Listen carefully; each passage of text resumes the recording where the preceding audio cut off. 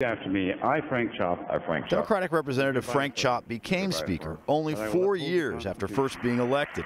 Somewhat of a surprise in Olympia at the time, even to him. I'm very pleased to be in this role, and it's something that I thought would happen someday, but not this quick.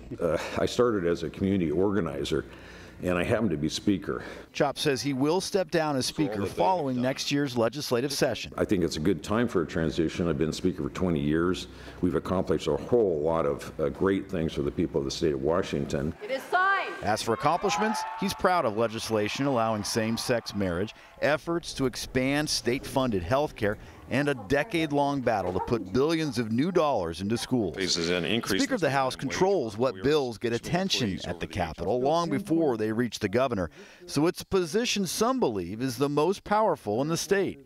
Governor Jay Inslee says Speaker Chop's work helped Washingtonians. He's got his fingerprints all over the state in positive ways. He is a politician that I've respected because he is one of the few, I think, that has been successful in keeping a pretty statewide perspective. Representative J.T. Wilcox, the House Republican leader, calls Chop a legend, a link to a time when politicians worked together. We do need some additional funding for important programs like mental health. While he's stepping down as Speaker, Chop says he is not retiring and plans on running for office again.